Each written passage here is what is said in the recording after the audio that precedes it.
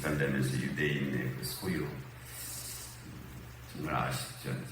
바울이 3차 전도여정 올 때 그 각 지역의 대표들이 연도금을 받아서 이제 예루살렘에 가져왔잖아요. 그러니까 서로 좀 기뻐하고 감사하고 뭐 이제 그런 일이 있었으면 좋겠다라고 그런 기대가 있었는데, 물론 이제 오는 도중에 계속 어떤 성령의 감동을 받은 사람들이 예루살렘에 올라가면 당신이 이와 같은 환난을 당할 것이다, 그런 말은 계속 있어 왔어요.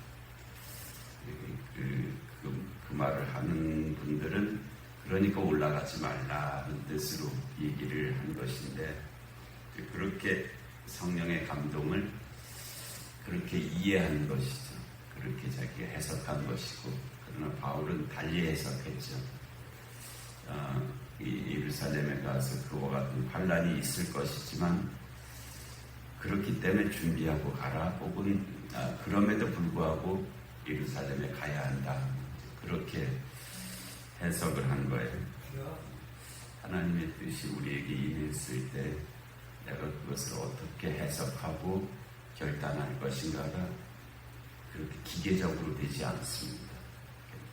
우리가 은혜를 받았다고 할 때도 그 은혜를 내가 해석해야 되거든요. 내가 받아들여야 되고 적용해야 되는데, 그때도 이제 아주 정해진 대로 딱 그렇게 되지를 않는 것이 우리의 삶이에요. 그래서 그때도 이제 다 더 믿음 안에서 지혜롭게 그 일들을 감당을 해야지. 그래야 은혜가 됩니다. 은혜가 은혜 안 받고 사는 사람들은 사실 없어요.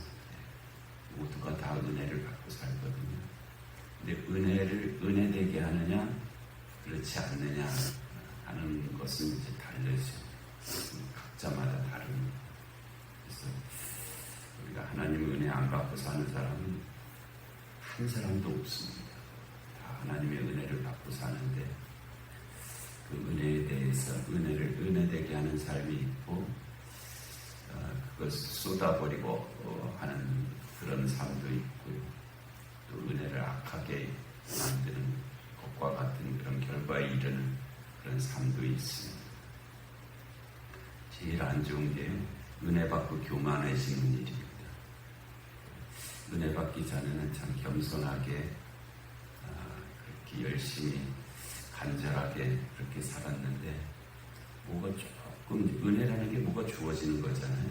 주어지고 나서 그 은혜를 감당을 하지 못해서, 은혜를 잘 수호하지 못해서 그 은혜가 그 사람을 교만하게 만들어버리는 그런 일이 제일 안타까운 일입니다.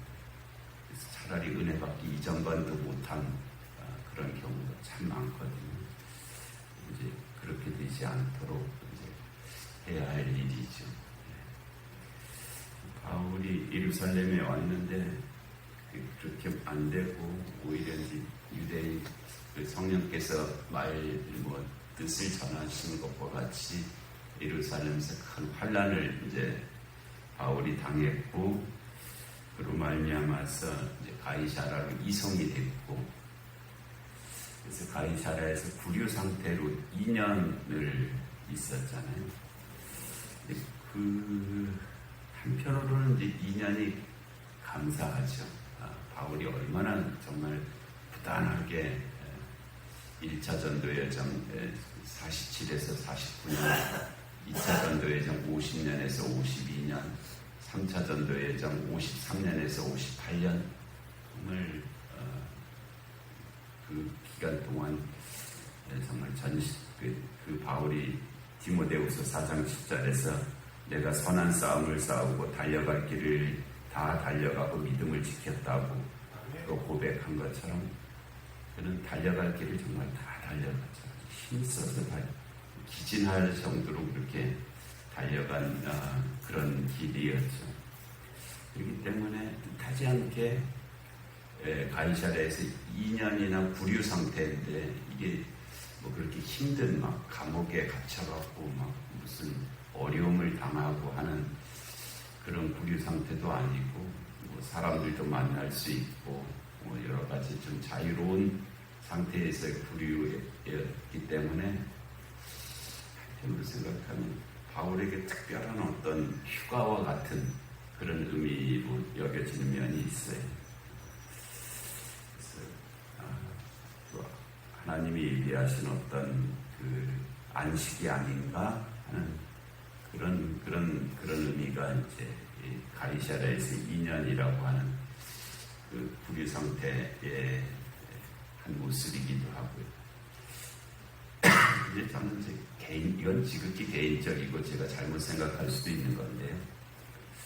왜냐하면 우리가 2000년 전의 일이거든요. 2000년 전의 일을 우리가 알고 있는 지식은 한 서너 가지, 몇 가지 뭐 그런 거를 가지고 유추해서 판단해야 되는 일이기 때문에 이거 거의 불가능한 일입니다. 2000년 전에 그곳의 일을 우리가 알고 있는 지식도 몇 개 없는데 그것 갖고 판단하는 일이 얼마나 가능하지 않는 일이죠. 그래서 우리가 다른 사람에 대해서 판단하는 것이 그렇습니다. 우리가 알고 있는 것 종이에다 적어보라면 한 10가지도 못 적을 거예요. 종이 한 장 주면 거기 반도 못 채울 겁니다. 우리가 누구에게나 다도 비슷합니다. 근데 종이 한 장에 반도 못 채우는 그 자료를 가지고 어떤 사람을 판단하고 뭐 이렇게 평가하고 한다는 것이 굉장히 좀 위험한 일이죠. 하기가 그렇게 마땅한 일이 아닙니다. 사람뿐만 아니라 어떤 사건에 대해서도 마찬가지예요. 우리가 그 사건에 대해서 아는 것 다 써봐라 해도 정말 종이 한 장에 반도 못 채웁니다. 근데 그거 갖고 마치 다 아는 것 같이 판단하거든요. 재판을 할 때 보면은 뭐 저는 직접 가보지는 않지만 판사들이 이만큼 자료를 가지고 있습니다. 그 재판에 관한 자료가 그렇게 많아요. 근데 그거 어떻게 다 읽는지 하여튼 다 읽는다래요. 다 읽고 나서 이제 판단을 하는 일인데 그와 같아서 좀 조심스럽긴 한데 뭐가 있냐면 바울이 2년 동안 좀 글을 써서 예를 들어서 뭐 고린도 전서 후서가 있잖아요. 에베소서도 있고 빌레몬서도 있고 빌립보서도 있고 골로새서도 있고 에베소서도 있고 고린도 전서 빼고 지금 말씀드린 거는 소위 옥중서신이라고 하는 거거든요. 바울이 로마의 감옥에서 쓴 서신들이죠. 그 로마의 감옥에서 그 옥중서신이라고 소위 일컫는 그 에베소서, 골로새서, 빌립보서, 빌레몬서를 이렇게 쓰셨던 것처럼 가이사랴에서 2년이잖아요. 2년이 어떤 의미에서 짧지만 바울의 삶에서 보면은 바울 서신들이 다 분주하게 전도 여정 하는 그 과정 속에서 쓴 거거든요. 로마서도 그 고린도에서 그 짧게 머무는 기간에 쓴 것이기도 하고요. 그래서 그런 걸로 봤을 때 가이사랴에서도 좀 좋은 글을 신앙의 글을 남겨주셨으면 어땠을까.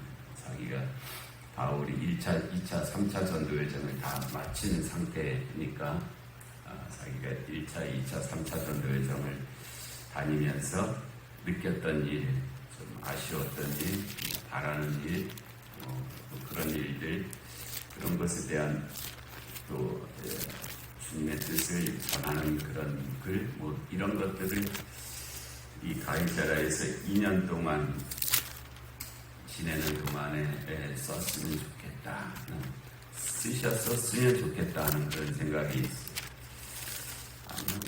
그래서 이때 쓰지 않았기 때문에 오히려 로마에 가서 그 감옥 2년, 3년이죠. 그때는 재판을 기다리면서 3년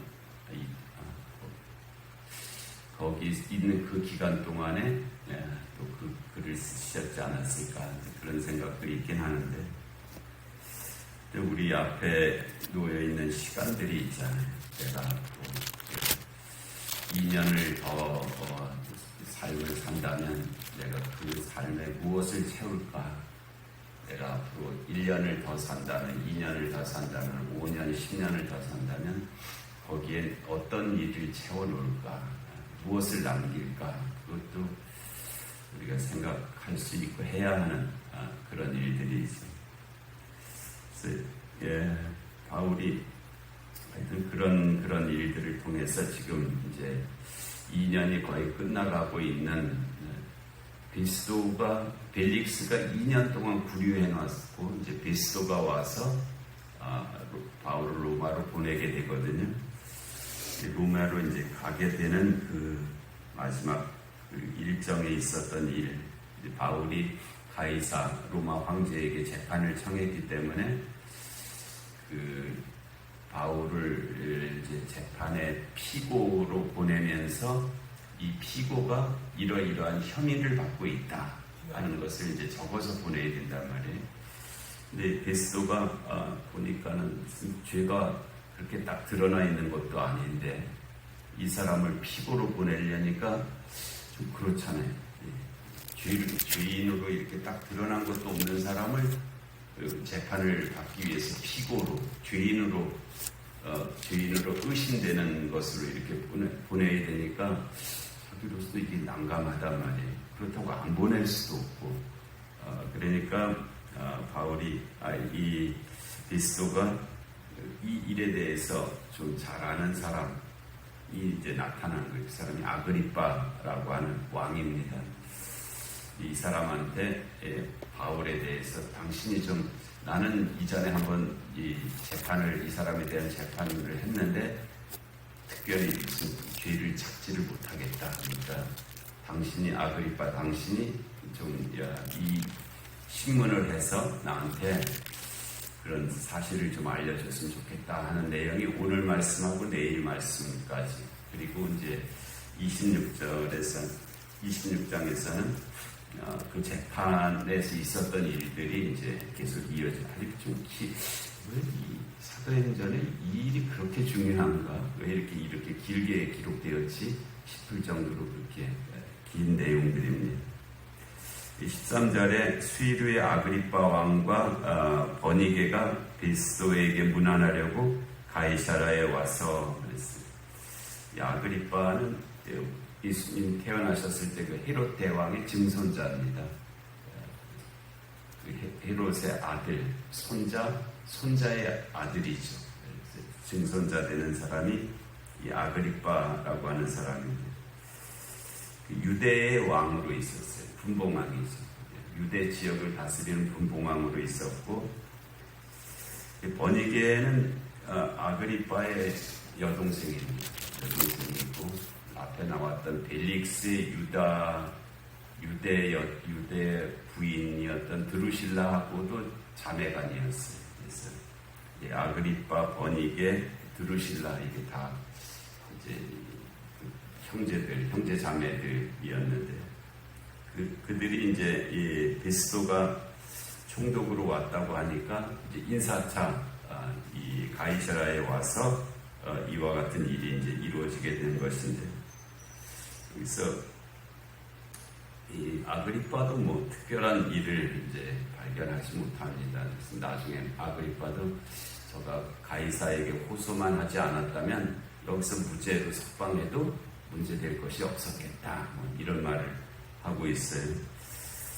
그리고 이 아그리빠가 바울을 신문하는 중에 그 아니라 이 베스도가 이전에 자기가 이 바울을 신문했더니 딱 바울이 유대인들과 문제가 되는 것이 무엇이 있었냐면 예수라 하는 이가 죽은 것을 살아있다고 바울이 주장하는 그 일에 관한 문제로 고발하는 것뿐이라. 요거 하나만 문제가 되더라는 거예요.